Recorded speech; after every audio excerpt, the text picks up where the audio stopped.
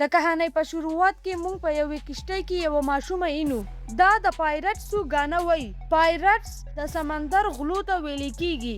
خو بیا یو سړی راشي او دا ماشومه د ګانې ویلو نه منع کوي او وایي چې ستا د دې ګانې سره به د پایرټسو ستا طرف ته به مخه شي. د دې نه بعد د ماشومې پلار گورنر او لیفټیننټ راشي. د دې ماشومې نوم الیزابت یي. لیفټیننټ الیزابت ته وایي که چېرته دلته پایرټس راغلو او موږ راونیول نو د مرګ سزا به ورله ورکو. نو ښه ده ته دا ګانه بیا ونه وې. گورنر لیفټیننټ ته وایي زما لور اوس ډېره وړه ده. د هغې په مخ کې داسې خبرې مه کوه او بیا دواړه د هغه ځای نه لاړ شي. الیزابت سمندر ته ګوري نو د اوبو په سر د لرګو په تخته یو هلک پروت ویني. نو دا زر د کشتۍ ټولو کسانو ته آواز وکړي او بیا هغه هلک کشتۍ ته بره راوخیږي. الیزابت چې د دې هلک خواله لاړه شي نو دی ورته خپل نوم ویل غواړي. خو بیا ناڅاپه د هلک بېهوشه شي. د دې هلک په غاړه یو لاکټ وي چې د سکې په شان وي. الیزابت د ده نه لاکټ واخلي. په دې لاکټ د پایرټسو نشان وي. الیزابت لاکټ خپل د پلار او لیفټیننټ نه پټ کړي ځکه چې دا هلک د پایرټسو د نسل نه وي. کلونو بعد موږ الیزابت اینو چې لویه شوي نو دا هغه لاکټ راواخلي او ورته ګوري. بیا دغلته د دې پلار گورنر راشي او دې له یوه جوړه راوړي. گورنر الیزابت ته وایي دا جوړه واغونده او ښکته راشه. خو دا جوړه په دې ډېره تنګه وي او ډېر په سختۍ سره یې واغوندي. د دې نه بعد موږ هغه هلک ویل اینو چې د گورنر دپاره یې اسلحه جوړه کړې. الیزابت دې ویني خو لیفټیننټ نه غواړي چې الیزابت د ویل سره خبرې وکړي. خو لیفټیننټ الیزابت د هغه ځای نه بوځي. بل طرف ته موږ کیپټن جیک سپیرو وینو چې په سمندر کې په کشتۍ ولاړې. جیک ته یو سړی وایي که ته خپل کشتۍ د دې ځای نه تېرول غواړې نو ماله به یو څو سکې راکې. جیک دې کس له 3 سکې ورکړي او ورته وایي اوس ما پرېږده. خو لږ مخکې د تلو نه بعد ګارډز جیک راونیسي. جیک دو ته وایي ما پرېږدئ زه یوه کشتۍ پټول غواړم. خو ګارډز د ده په خبره پوه نه شي چې دا دې څه وایي. بل طرف ته الیزابت د لیفټیننټ سره میلاوېدو دپاره راغلي. لیفټیننټ دې ته وایي زه ستا سره واده کول غواړم. الیزابت د کپړو د تنګوالي د لاسه ساه نشي اخیستی او بېهوشه شي. الیزابت سمندر ته غوځاره شي. د دې په غاړه هغه لاکټ هم وي او د دې لاکټ نه څه اوازونه راوځي چې ډېر لرې لرې پورې لاړ شي. جیک الیزابت په غورځېدو لیدلی نو دی هم په دې پسې سمندر ته ټوپ کړي او د الیزابت درې کشتۍ ته یې راوخیږي. جیک د الیزابت نه د لاکټ په باره کې تپوس کوي خو دغه ټیم لیفټیننټ او گورنر راشي. لیفټیننټ جیک له سزا ورکول غواړي نو الیزابت لیفټیننټ ته ووایي دته څه مه وایه ده خو زه بچ کړی یم. بیا لیفټیننټ د ده سره لاس میلاو کړي نو لیفټیننټ د جیک په لاس د پایرټسو نشان ویني. لیفټیننټ جیک مړ کول غواړي خو د الیزابت د منع کولو د لاسه لیفټیننټ دې جیل ته اچول غواړي. نو لیفټیننټ دې په جیل کې بند کړي. بیا موږ د الیزابت د سمندر ته په غورځېدو سره د هغې لاکټ نه راوتي اوازونه اینو چې په سمندر کې ډېر لرې لرې تلي او دا اوازونه د پایرټسو کشتۍ ته هم تلي. نو پایرټس پوه شي چې دا اوازونه د الیزابت د کشتۍ طرف نه راغلي دي.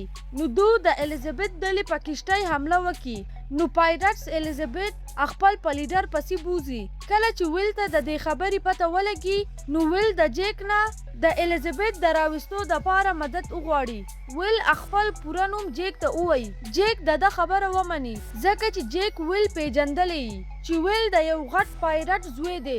دواړه د جیل نه وتښتي او بیا یوې کشتۍ ته وخیږي. خو لیفټیننټ په دو پسې خپل فوجیان ولیږي. جیک او ویل خپله کشتۍ د یوې کشتۍ سره تړلې نو دو د لیفټیننټ ډلې نه هغه دویمې کشتۍ ته وخیږي.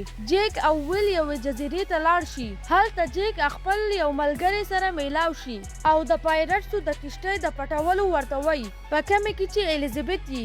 او جیک وایي چې د دې په بدله کې به موږ ویل پایرټسو له به ورکو.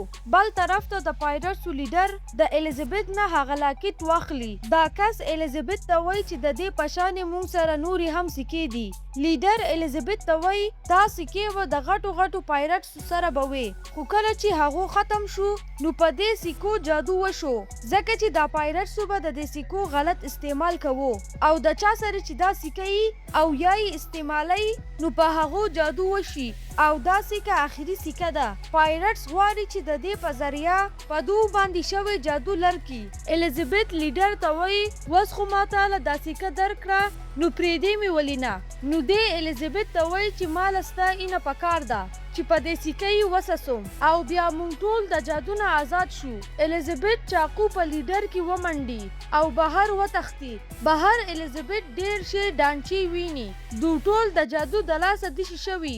بیا لیډر واپس روغ شي او بهر په الیزابت پسې راشي او وایي که موږ مرګ وم غواړو خو بیا هم مړه کېدی نه شو او د دې نه بعد دغه لیډر هم په خطرناکې ډانچه کې بدل شي. بیا موږ جیک اینو د ده ملګري ویل ته وایي جیک ځکه د پایرټسو کشتۍ پټول غواړي چې یو ځل پایرټسو دې په جزیره کې یوازې پاتې کلی و او په خپله تللی و، نو اوس جیک د پایرټسو نه بدله اخیستل غواړي. بل طرف ته د پایرټسو لیډر الیزابت په کشتۍ کې هغه غار طرف ته بوزي په کمې کې چې نورې سکې یي. پایرټس د الیزابت لاس اینې کې او اینه یې ورله په هغه سکې وسسوي او دغه سکه د نورو سکو سره یې یوځای کړي. خو پایرټس پوه شي چې زموږ نه دا جادو اوس هم لرې نه شو، نو دې د ډېره قاره الیزابت له سپېړه ورکړي او الیزابت بېهوشه شي. دغه وخت ویل په الیزابت پسې راشي او په هوش کې د راویستو نه بعد د ځان سره یې بوزي. د هیڅ چا دو ته خیال نه وي، خو کله چې جیک د دغه ځای نه راوځي نو دو جیک راونیسي. جیک پایرټسو ته وایي که تاسو زه پرېښودم نو زه به تاسو ته هغه کس وښیم د کم اینه چې تاسو له پکار ده. خو پایرټس جیک نه پرېږدي او ځان سره یې د هغه کس د نیولو دپاره بوزي. ویل او الیزابت په کشتۍ کې ناستي خو یریږي چې پایرټس په دو حمله ونه کړي. لږ ساعت بعد همدغه شانې وشي. پایرټس هم اخیر د ویل او الیزابت په رانیولو کې کامیاب شي. پایرټس ته پته ولګي چې ویل هغه هلک دی چې د این سره یې به زموږ جادو لرې شي. د دې نه بعد د پایرټسو لیډر الیزابت او جیک سمندر ته غوځار کی. دو دواړه د سمندر نه د راوتو نه بعد یوې جزیرې طرف ته لاړ شي او وتل ته مشکلي. الیزابت په دې جزیرې باندې اور بل کی چې نورو کشتو والو ته پته ولګي چې په دې جزیرې کې څوک شته او د دې سره د دو طرف ته یو کشتۍ راشي. په دې کشتۍ کې گورنر او لیفټیننټ کی. دو الیزابت او جیک کشتۍ ته وخیږي. بیا الیزابت لیفټیننټ ته وایي موږ له د پایرټسو کشتۍ رانیول پکار دي. اول خو لیفټیننټ د الیزابت خبره نه اوري، خو کله چې دا لیفټیننټ ته ووایي چې زه به ستا سره هله واده کوم که تا پایرټس راونیول نو لیفټیننټ د الیزابت خبره واوري. د دې نه بعد لیفټیننټ د فوجیانو سره د پایرټسو په کشتۍ پسې شي او غار ته ورسي. دلته جیک لیفټیننټ ته وایي اول به زه غار ته لاړ شم او د پایرټسو لیډر ته به ویم بهر یوه بله کشتۍ راغلې ده نو هغو به په کشتۍ پسې بهر راوځي او داسې به زه دنده لاړ شم او بیا تاسو پایرټس وولئ. جیک د غار طرف ته ور روان شي. بل طرف ته غار کې د ویل د سر د کټ کولو تیاری شروع وي، خو جیک په صحیح ټیم راشي او لیډر په خبرو کې جیک دته وایي که ته ویل مړ کې نو هیڅ څه به درته میلاو نه شي ځکه چې بهر لیفټیننټ د فوجیانو سره ستاسو د مړه کولو دپاره راغلي دي. تاسو اول په هغو پسې لاړ شئ او جنګ ورسره وکئ.